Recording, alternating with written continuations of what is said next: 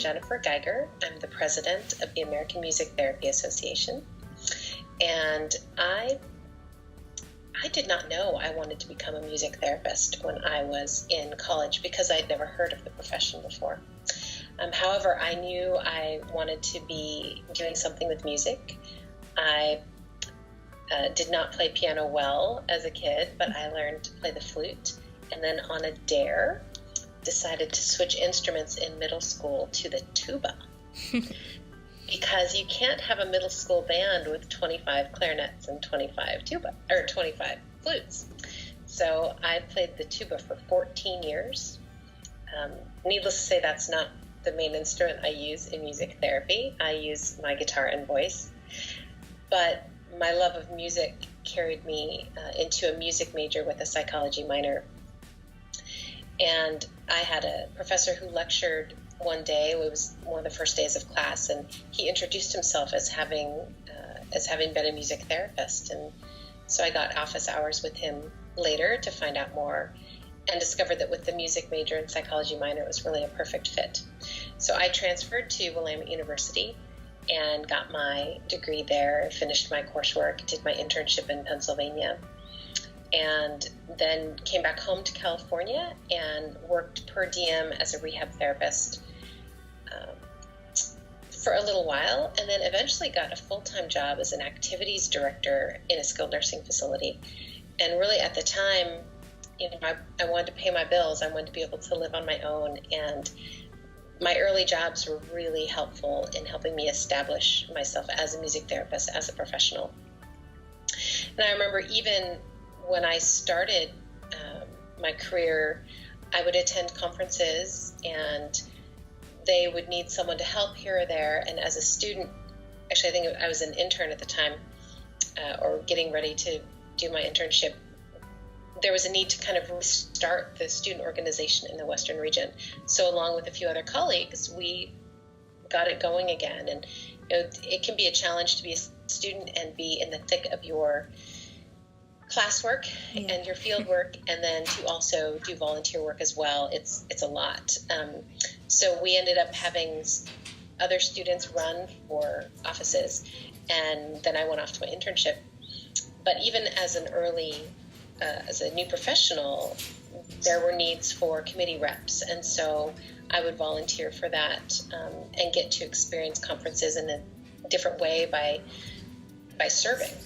So I have never not served our profession. I have always been doing something for our profession, whether it was serving as a committee rep or a delegate or on the regional board. I served the Western region as their secretary and then also as their president. And then I served as AMTA treasurer about 10 years ago or so, and I served 2 terms. So those experiences led me to become president, which is an absolute honor, and it's really a privilege to be able to serve our profession in this way. I can't imagine being a part of our association, because if it weren't for AMTA, I would not be a music therapist. AMTA approves the programs, AMTA approves the internship sites. So for me, I felt like not only was it my duty and responsibility to be a member, but it was also a privilege to be able to give back to the association, to support the association, who supported my education and clinical training.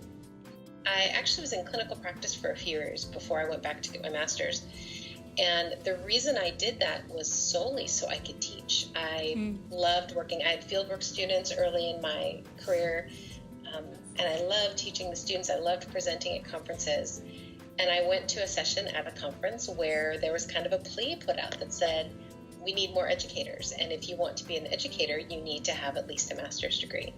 And so I went back and I did that. And by the time I was done with my master's degree, the call was, okay, we need educators and you need to have a doctorate. Oh, man. And at that time I thought, I wasn't ready to go farther in my education. It was a lot of work, but I was so happy to be able to do it. So it was after I got my master's degree, I got married, and then I was able to move back to my hometown. And that was about the time I'd done a little bit of work on the side in private practice. And so I kind of had a little bit of experience of, I'd worked full-time at facilities, which was excellent. It really honed my skills in responsibility and accountability. Kind of learning to work for and with other people was a really excellent experience prior to opening my own business. So it was in the year 2000 that I decided to go into private practice solely. It's always been part-time for me, and my work has always focused on older adults. There are a few facilities that I've had for 16, 17 years, some of which I had before I opened my practice. And it allows great flexibility. I have 2 children, so it's allowed me to spend time with them and to arrange my work schedule around their needs. The downside is there's no sick leave, there's no vacation time. I do have a pot in savings that accommodates my commitments when I do fall ill or when I go attend conferences. So I've spent time figuring out exactly how that works. I don't have any employees. I don't have any independent contractors. I've used subs on occasion when I've gone out on maternity leave. But it's a very small private practice. Yeah. And now this semester, for the first time since I got my master's degree, I'm actually teaching an intro to music therapy course. I'm working as a visiting lecturer for the University of the Pacific at their San Francisco campus. So I'm pretty excited about that, and I'm having a blast. The students are great.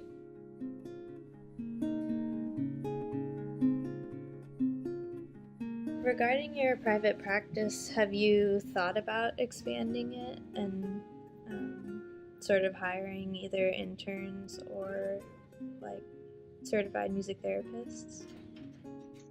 Yeah, I have given that some thought. One of the things I spend time doing is trying to determine where my strengths lie. And I know really as president, I've needed someone to come in and help me out with my sessions because of my commitments as president. Right. And I've really been wrestling with how do I want to grow the business? Do I want to grow the business? And I have not come up with an answer yet, and I'm really in the thick of trying to figure out how to do this. For years, I've been asked to take on interns to develop an internship program, which I would love to do. I don't have enough hours. Yeah. For the students to get the experience. I've talked with other music therapists in my area, and we've kind of tossed around the idea, well, we're all business owners. What if we did a joint internship and the interns could go to the different contracts around the Bay Area? So it's just something that I've been thinking about, but I haven't taken any steps because it feels like it would be a big jump, and I don't really, right now at this point in my life, I don't have the time to dedicate to make that significant change. Because for me, it would be significant. I really don't feel like I have enough knowledge, I don't have enough knowledge to make that jump. Or maybe it's just fear. I don't I've not crossed that bridge officially yet. Getting a doctorate is very time consuming, but do you think if you ever have the time, you would pursue one? Who knows what the future holds? Yeah. If the opportunity presented itself and the time worked and the finances worked, and I had the courage, sure. Yeah. I think the courage is a big part of it, and I don't think at this moment I could probably imagine it, but I did used to joke about it, that if I ever I would tell my family if I ever went back to get my doctorate, it would only be so that I could teach music therapy. Yeah. So who knows? I think something else that I'm curious about is for this upcoming conference, is there a specific lecturer that you're most excited for, or maybe a panel that you're leading? Oh, this conference. I know that, so one thing that I'm not necessarily involved in very much is the actual conference piece. That's our vice president and vice president-elect. That's their duty, their primary job. Okay. So it's been really fun to kind of watch that come to fruition. We've had some some concerns about the location of our conference this year, that it's at a resort that has an African theme. And so a lot of the conversations that have taken place around this concern really has been, what is the cultural awareness within our profession, and how do we promote cultural competence within our profession and with each other. And so we've got a couple of really excellent panels that will be on this topic. I'd have to look at the conference program to know when they are, but I am very much looking forward to hearing those panels. We've got experts in the field on the topic of racism, cultural competence, cultural diversity. And so I look forward to that open conversation and learning more from these experts, just to be how to be more proficient, more culturally competent in our practices. Yeah. That sort of touches on one of the questions that I sent you, in that the majority of music therapists entering the field happen to be white females. And so is there a way that either me as a student or you as the president can create an environment of welcoming to people who sort of don't fit that mold? Right. In our profession and in the association, we've talked a lot about cultural diversity and the need to have a more diverse profession, because our clients are diverse. And it would be only better for our profession to increase the amount of diversity that we have. And there have been discussions about how that might work, what we might be able to do differently. It goes, relates to the attainability of the coursework and the training, and all the way back to that welcoming of how do we make our profession more welcoming to people of diverse backgrounds. I don't have the answer, but I know that the discussions continue, and my hope would be that when I look back 20 years from now, not only will our profession grow, but it will be more diverse. Maybe we'll have more men in the profession. Yeah. I know that in Japan, music therapy is a male-dominated profession, which that surprises me. Yeah. And so I look forward to seeing how we will be able to do this in the future, and even in terms of the welcoming aspect to make that the case now.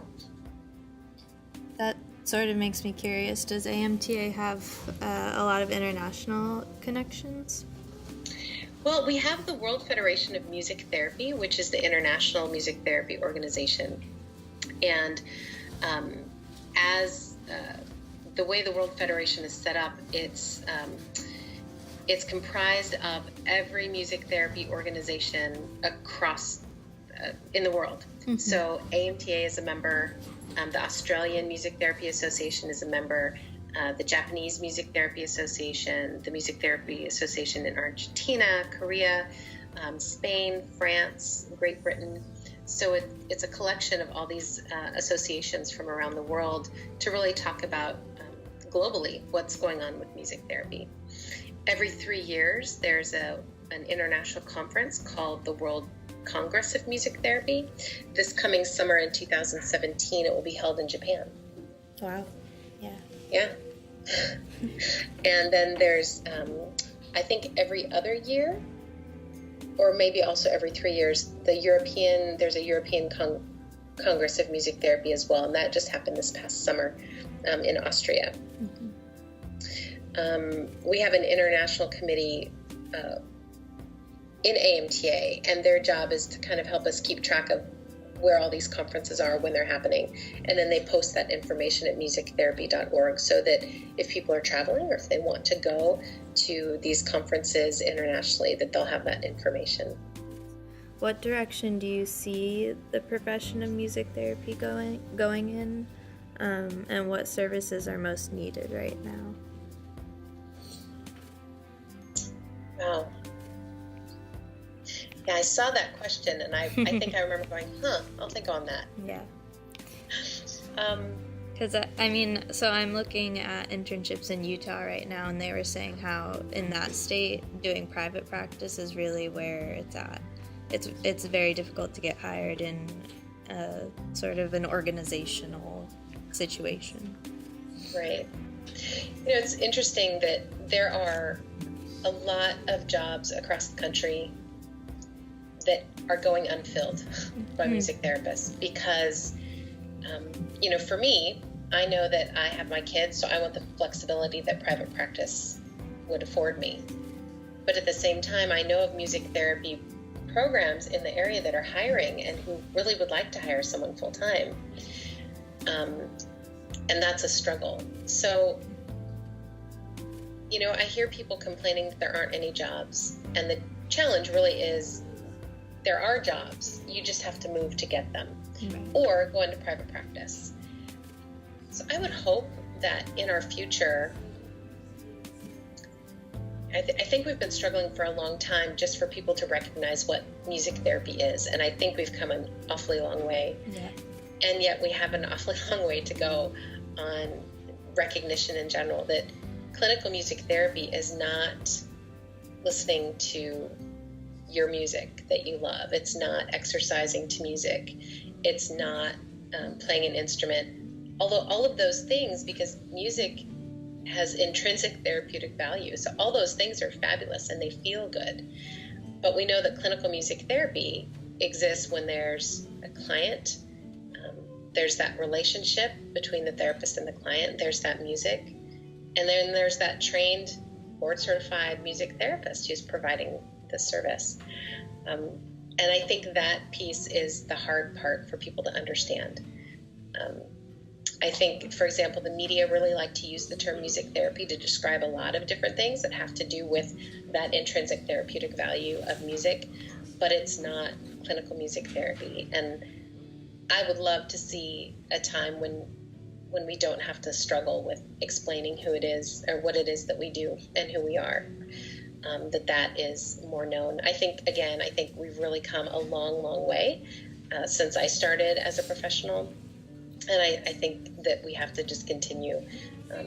We need to continue providing information and examples of the effects of clinical music therapy. And hopefully that recognition will increase. I know for the states that have some sort of official recognition, whether it's registration or certification or licensure, I've heard from some people in those states who say, wow, there are more jobs now than there used to be because that license indicates to other professionals that, the state says that these folks have done what they need to do. So it seems like it's more trusted, and yet it may not be appropriate in some states. So I think that's also still a question, and it's taking a lot of effort and work from a lot of people across the country, and AMTA and CBMT have been working so beautifully on legislative advocacy to really help us in that way.